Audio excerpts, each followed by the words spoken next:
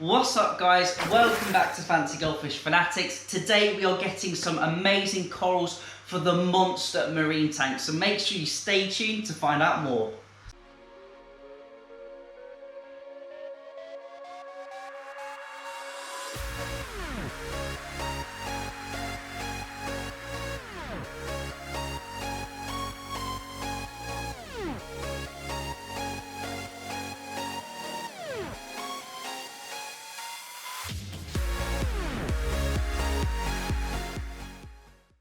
Hey Fanatics family, welcome back. As always, check out those links in the description. Make sure to check out Star Fisheries if you're from the UK and Jimmy Goldfish USA if you are from the US for all of your goldfish needs. Today we are getting some awesome soft corals for the monster marine tank and I cannot wait to get some life in there. So the tank has been cycling for around 1 week now. I'm going to be adding a few pieces of live rock from a few different friends of mine to kickstart the cycle.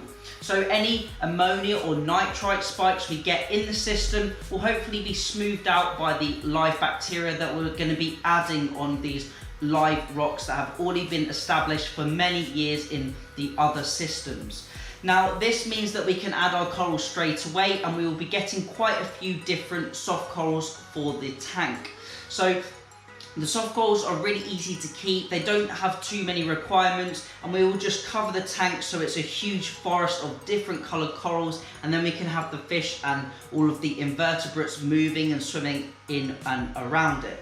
So the tank, as I said, has been cycling for a week. The skimmer on the airlift system is working really well and I'm so pleased with it. I'll just put a couple of pictures on the screen now of some of the skimmate it's been producing, even with nothing at all in the tank. And it's amazing to see what actually comes out of our crystal clear water that we don't even know that's in it and that we can't even see. I couldn't imagine some like this yellowy brownish liquid just came from nowhere essentially. So once we start putting livestock, corals, fish, shrimp, etc., everything like that, we're going to get lots more skimmate produced, and I might have to sort of play around with the skimmer and see how it needs to be changed and modified so it works efficiently for the system.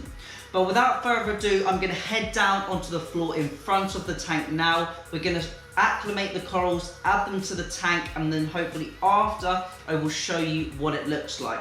Now be aware the lights on the marine system are very blue in comparison to our freshwater and our fancy goldfish, so the camera probably won't pick up the colour of the corals very well, but hopefully down the line I will get an orange filter which filters out that blue light and allows us and allows you to see the corals in their proper true colours, which I can see now with my eyes. So I'm going to head down there now and show you what we've got. You may be wondering what all of these buckets and little containers are here, and well, as I previously mentioned, these are the brand new corals that we're going to be adding to the tank.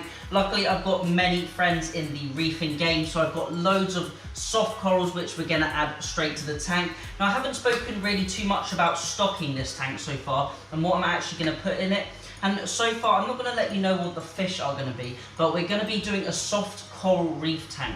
Soft corals are the easiest corals to keep in comparison to the hard corals, the LPS or the SPS, which are large polyp stony and small polyp stony corals. So we're just going to be doing soft corals as they are far more forgiving, they also move in the flow, and it's going to create a really nice structure to the tank that's going to go over the rockwork. So I've acclimated all of these tubs and pots and boxes etc. to the tank temperature, and generally for coral I always find acclimating to the temperature is the most important thing to do. Once the temperatures are the same, the corals are very forgiving and you don't need to do any of this drip acclimation. That can take a long time. The water temperature can really fluctuate, and I only tend to do drip acclimation or an acclimation technique like that if I am introducing inverts like shrimp, snails, crabs etc. to the system, as they can be quite a lot more sensitive than the corals. So I'm going to add all of these corals all over the rockwork. You may also think, where are your lights? You need some lights for corals, and I haven't had lights for the past few videos. And the lights are actually arriving this afternoon. I have got my current old light, which I may put on the system temporarily to get some really nice shots of the corals once they have settled in. but our lighting system will be arriving. It may need a little bit of tinkering in the future, but we're going to have it set up later in the video, so all will be absolutely fine. I've got the other light on backup if needed, and that will be absolutely fine if I can temporarily rig something up over the tank for it to sit on. But without further ado, I'm so excited. I really want to get these corals in the tank. So I'm going to empty all of the water that they're currently in, because there may be some pollutants or some contaminants or chemicals that the corals have released if they are stressed, and I don't want that necessarily going into my tank.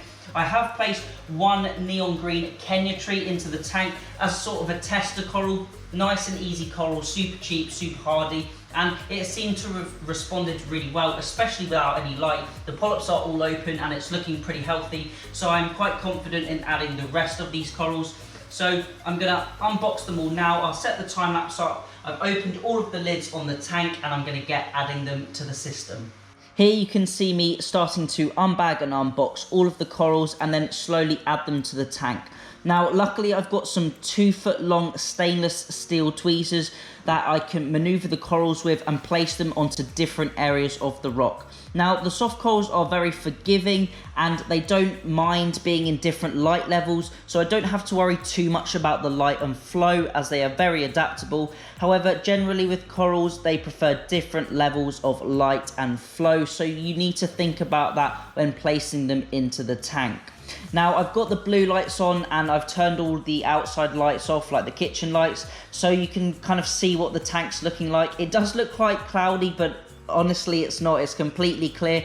But you can kind of see the corals now situated within the tank. It isn't that easy to spot them, but you can sort of pick them out from the rocks. I will be getting an orange filter for the camera, so you will be able to see them more easily, and I'll try and work out how to film them in a better light so you guys at home can see them much better. The top down view is my favorite view, and I wish you could actually see the colors of these corals and what they look like, because they look absolutely phenomenal, and I just love the top down view. It really shows the pure size and huge structure of the reef, and I can't wait to add some more corals to it. So I hope you enjoyed seeing the unboxing or unpacking of the corals and adding them all to the tank. I'm really chuffed with how they're looking like already, and they are really starting to open up already. So we are going to be getting a second light, and you will see that in the next video. I've said that is coming this afternoon, but I'm just filming this before it actually arrives, and then in the next video we shoot on the marine tank, we'll have hopefully full light coverage over the entire tank, and the corals then will be able to start to grow and colonize the rocks. Now, the rocks and the corals are going to take absolutely ages to grow, so I reckon normally it takes around 1.5 years for the tank to really look established. So as we get to that 6-month range, the rock and the corals will look significantly different, but we've really got to wait for that sort of 1.5 year stage for the tank to really bed in and really look amazing. So over the next coming months, I'm going to add lots more corals to the system and get it looking as good as possible. So keep your eyes out for videos on that. Thank you all for watching. I know this hasn't been a fancy goldfish related video, and I've been doing quite a few videos on the marine tank, and I'll probably move more back to the fancy goldfish stuff soon, and then have a little bit of the marine tank featured every so often. So if you like this content, let me know down below and I'll add it in more. And if you don't like this content, also let me know it down below. If you have any video suggestions or any fancy goldfish related topics you want me to cover, let me know down below in that comment section. And if you want your fancy goldfish tank featured on the channel, let me know. The email is in the description, fancygoldfishfanatics@gmail.com, and we can get your tank or setup on the Rate My Tank series or the Tank Tour series. So once again, thank you for watching. Remember to keep those water changes up, and happy fish keeping.